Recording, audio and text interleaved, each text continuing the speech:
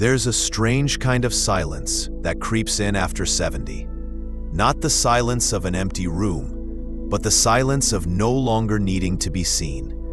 For years, we filled our lives with people, gatherings, phone calls, obligations masked as friendships. We smiled, we talked, we hosted, all in the name of connection. But what if I told you that after 70, you don't need friends to feel fulfilled? That sounds unsettling, doesn't it? Because we've been taught that loneliness comes from being alone. But the truth is, some of the loneliest moments are surrounded by people who don't truly see you. What if the thing you're afraid to let go of is the very thing that's holding you back? Today, we're going to talk about something few dare to say out loud: why you don't need friendships after 70, and how embracing independence might lead you to the most peaceful, powerful chapter of your life. This isn't about isolation. It's about wisdom. It's about peace. It's about honoring your time, your truth, and finally living life on your terms. In the first half of life, relationships shape so much of who we are. We chase connection, crave approval, and often bend ourselves just to belong. But after 70, something begins to shift, quietly, slowly, almost like a tide going out.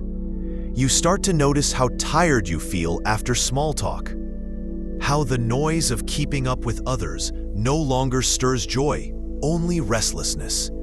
You begin asking different questions. Who truly nourishes me? Where does my peace live?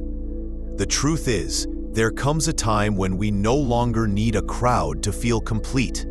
Instead, we need stillness. We need meaning. We need the kind of solitude that doesn't isolate, but restores. And so today, we'll explore 6 gentle truths, 6 quiet reasons why you don't need to maintain friendships that no longer serve you. Why letting go might just give you back something far more precious: time, energy, peace, and independence. Let's begin with the first and most liberating shift of all. The first quiet truth many of us come to after 70 is this: you no longer need to prove yourself to anyone. It's a shift that sneaks in softly. At first, you don't even notice it. You still show up, still answer calls, still try to matter to others. But something begins to feel heavy, like you're carrying a role you no longer believe in. One of the greatest mistakes we make in our later years is holding on to the need for approval. We've spent decades performing, in friendships, in families, in communities. And though we may not say it out loud, there's often a quiet whisper inside. Do they still see me? Am I still needed? But here's the thing. After 70, you've earned something far more valuable than recognition. You've earned rest. You've earned release. Take Franklin, for example. At 73, he realized just how much of his energy was still spent trying to be the glue that held everyone together. He organized the gatherings, made the calls, sent the birthday cards.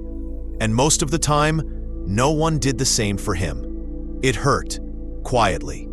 But instead of getting bitter, he got honest. One morning, while pouring his coffee, he whispered a question to himself. Why am I still trying to be necessary in lives that have moved on? That moment changed everything. He began stepping back, not with resentment, but with reverence. He wasn't giving up on people. He was choosing himself. He started painting again. He sat under trees longer than usual. He stopped chasing what wasn't chasing him. And something miraculous happened. The silence became soft. The loneliness turned into solitude. And Franklin, for the first time in years, felt whole. The first lesson is not about shutting the world out. It's about letting go of the need to be anything other than what you already are. You don't need to be invited to matter. You don't need to be included to feel real. You don't need proof to be enough. If Franklin's journey reflects something within you, I invite you to share it. Write a comment below, not for attention, but as a quiet way of saying, yes, I understand. And if you haven't subscribed yet, I gently invite you to do so and turn on the bell. Not for me, but so that these messages can find you again when you need them most.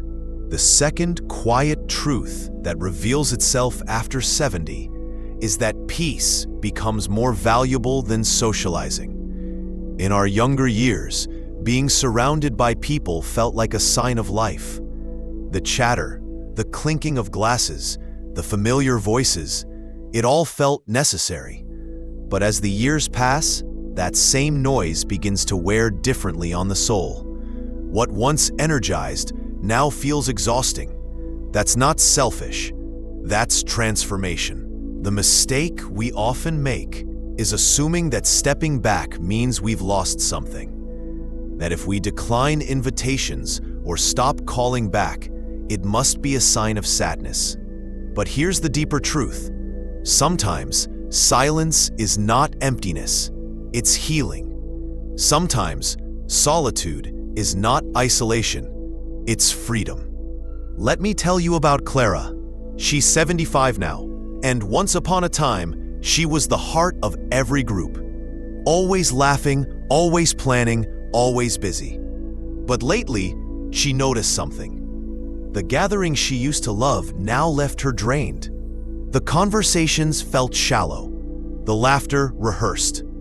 The energy it took to stay on, to smile, to listen, to respond, began to take more than it gave.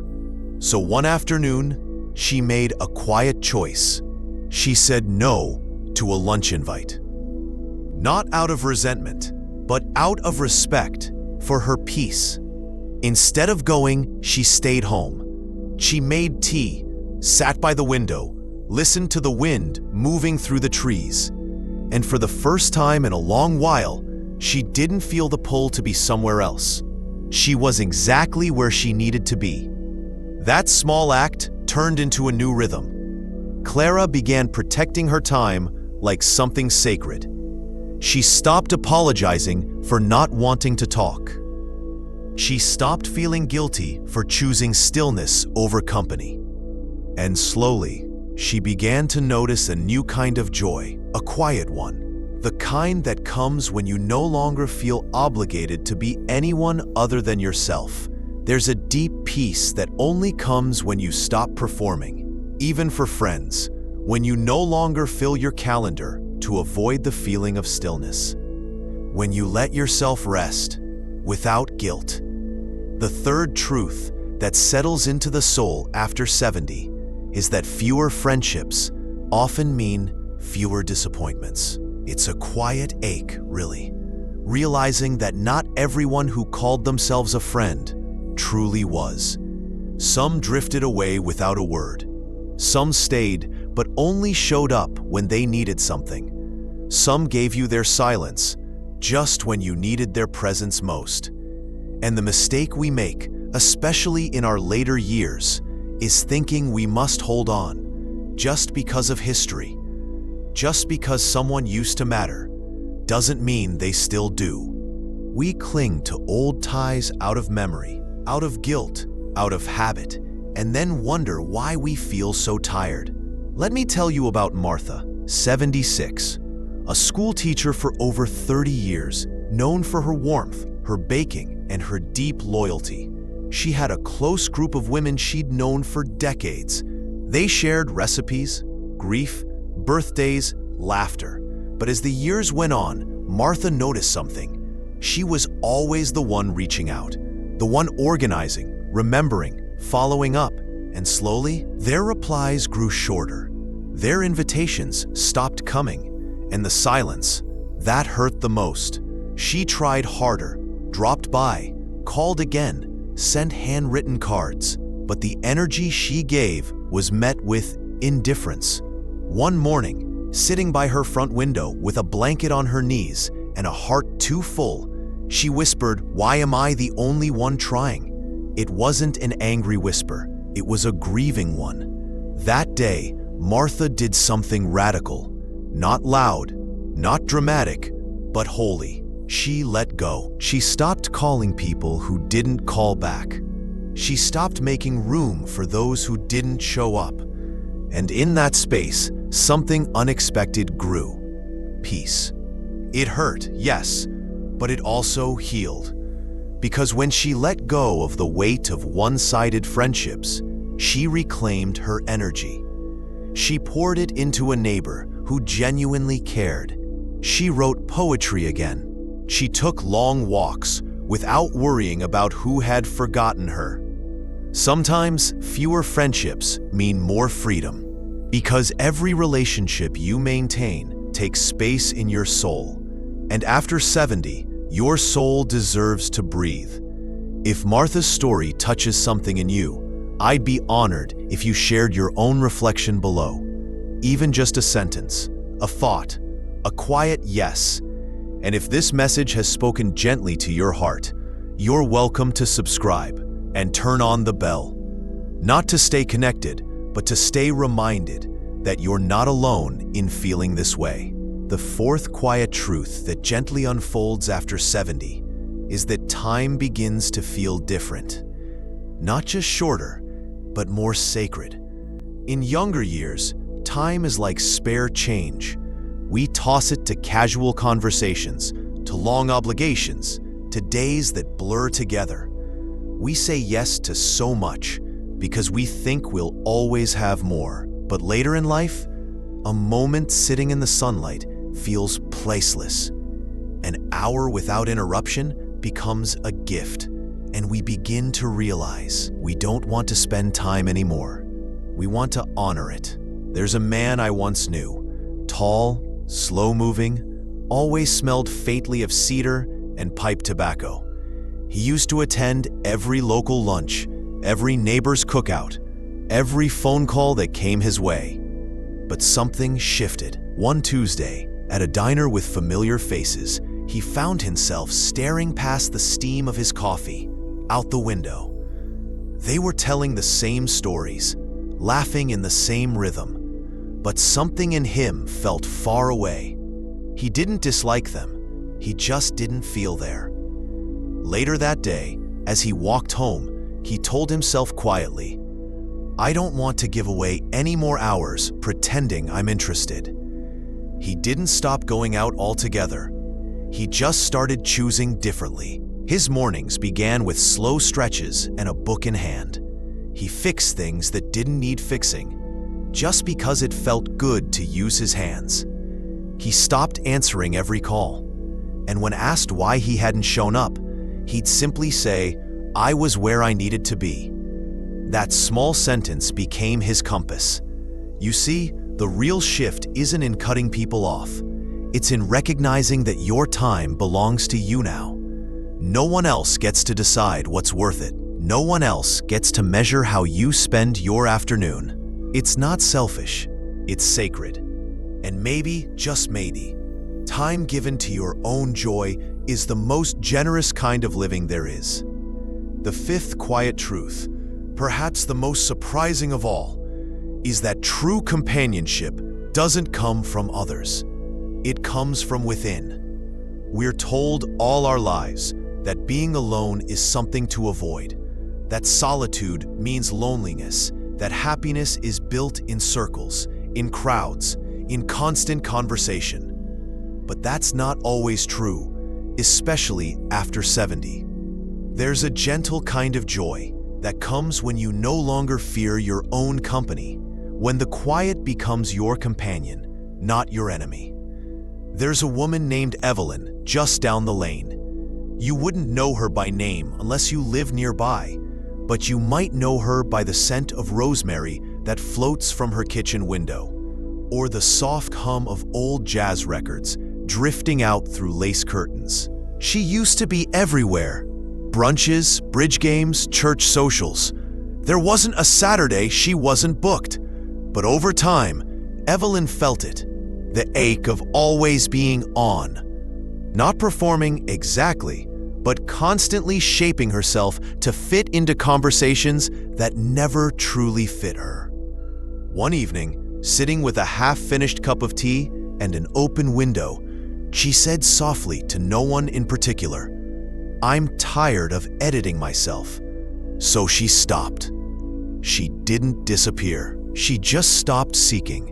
She let go of the belief that she needed to be surrounded to feel seen. And slowly, her world changed. She began writing letters she never sent, not out of sadness, but out of reflection. She laughed out loud in empty rooms. She cried and didn't apologize for it. She walked slower, read more poetry, made meals for one, and made them beautiful. And in that stillness, she met someone she'd overlooked for years, herself. Evelyn discovered that the deepest companionship is not measured by how many people check in on you, but by how gently you check in on yourself. She wasn't lonely, she was home. And here's the quiet miracle of it. When you become your own best company, you stop chasing the company of others. You stop adjusting your rhythm for people who never heard your music, and you begin attracting relationships that require no performance, just presence. If Evelyn's story feels familiar to you, I'd love to hear about it. Leave a quiet reflection in the comments, even just a whisper of yes. And if this message met you in the right moment, consider subscribing and turning on the bell, not for routine, but so that messages like this can find their way back to you, exactly when your heart needs them most. The sixth and final quiet truth is this: letting go, truly letting go, is not the end. It's the beginning. We spend so much of our lives holding on to friendships, to roles, to stories, even when they no longer bring us peace. Because somewhere deep inside, we fear that letting go means giving up, that it means failure, or loss, or being forgotten. But what if it means something else entirely? What if letting go is how we finally come home to ourselves? There's a man who walks the trail behind the chapel every morning. Slow, steady steps. Always alone, but never hurried. His name is Walter. He used to be the life of every gathering. His laughter filled every room. His phone never stopped ringing. And even into his late 70s, he worked hard to keep those ties alive. But somewhere between birthdays that went unreturned and invitations that felt more like duty than delight, he realized he was holding on to friendships that had long since let go of him. At first, it hurt, in that quiet, unspoken way that only long-time disappointments do. But then, a different feeling emerged: relief. He didn't have to keep calling people who didn't call back. He didn't have to laugh at stories that had long since gone stale. He didn't have to explain why he no longer felt like showing up. He simply stopped, and the world didn't fall apart. In fact, it became gentler. Walter began tending a small garden behind his house. He walked every day without needing company. He wrote short letters to his late wife, even though no one else would read them. He cried when he needed to. He smiled more than he used to, but quietly to himself. Letting go didn't make him lonelier. It made him lighter. And that's the lesson so many of us miss. Letting go is not about shutting people out. It's about making room for your breath, for your truth, for the kind of life that no longer needs explanation. It's about saying, I choose peace over performance. I choose depth over duty. I choose me, quietly, fully, and finally. Not everyone will understand. Not everyone needs to, because this part of life isn't about proving or pleasing. It's about living in alignment with the person you've become and allowing that person to take up space without apology. So if you're holding on to a friendship that no longer feels mutual, If you're exhausting yourself trying to maintain what once made sense, maybe it's time. Maybe the freedom you've been craving is waiting on the other side of letting go. So now we arrive, not at the end, but at a quiet clearing. A space where you can finally ask, what do I really want to carry with me? And what am I finally ready to lay down? Because this isn't about losing friends. It's about letting go of the pressure to hold on. It's about choosing peace over performance, freedom over familiarity, you over everyone else's expectations. Which part of this message stayed with you? Was it Franklin, finally choosing stillness over striving? Evelyn, meeting herself for the first time in years? Walter, finding joy in letting go? Or maybe it wasn't a story. Maybe it was that quiet voice in your own chest that whispered, This is what I've been feeling too. I would truly love to hear from you. Leave a comment below, just one thing you're taking with you from this video. A memory, a truth, a small shift. Your words may be the very thing someone else needs to read tonight. And if this message gave something back to your heart, I gently invite you to subscribe and turn on the bell, so that when you need a voice like this again, it's already waiting. Here at Elderly Life, we choose wisdom over noise, and we walk this part of the road together.